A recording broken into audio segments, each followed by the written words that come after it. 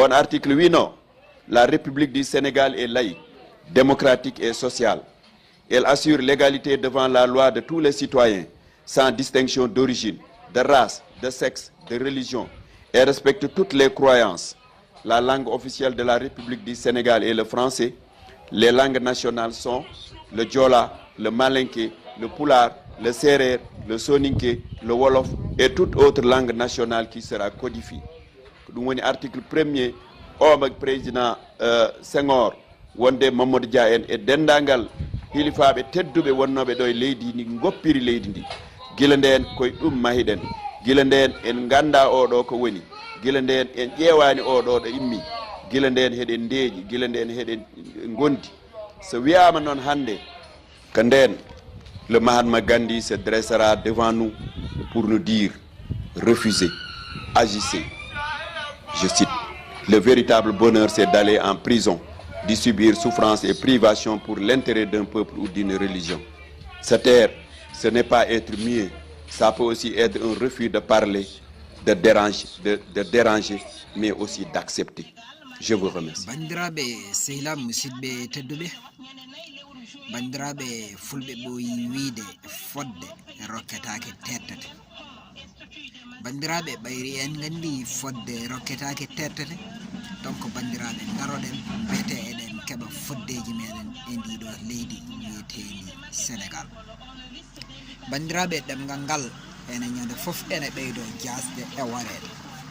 Ɗemgal ngal ñande foof ene ɓeydo yiide geɗe kantodinɗe, kono noon ɓesgu ngu cikkata yiyani ɗum.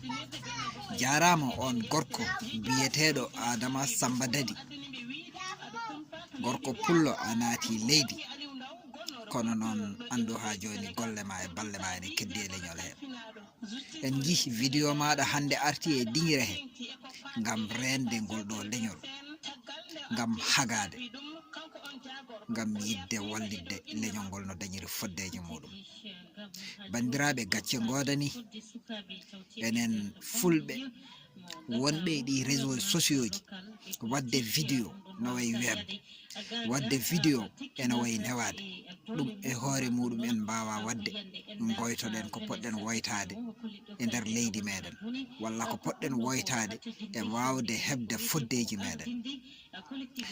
Bandiraɓe tuggude gueley laamuji ɓennuɗi ha yetti oɗo laamu, koɓe mbatta ko foof wona légitime, ɓe ngala droit wadde ɗum.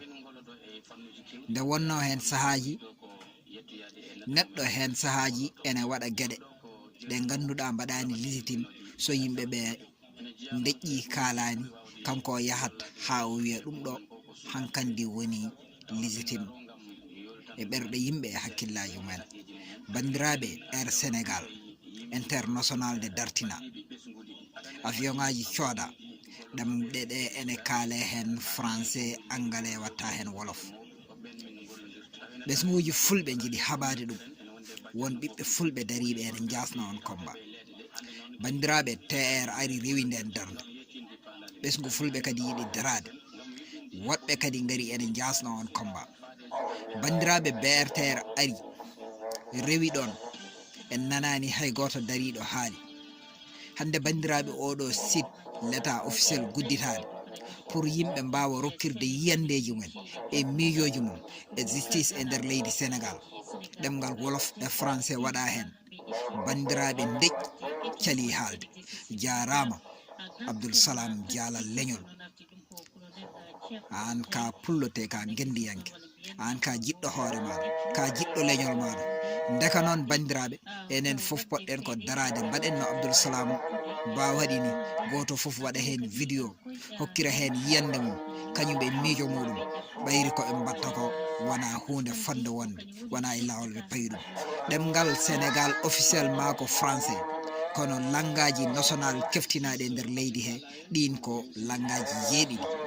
ɗemɗe jeeɗiɗi keftinaɗe ɗe kala ko watte e nder leydi he ɗe poti ko waddede hen.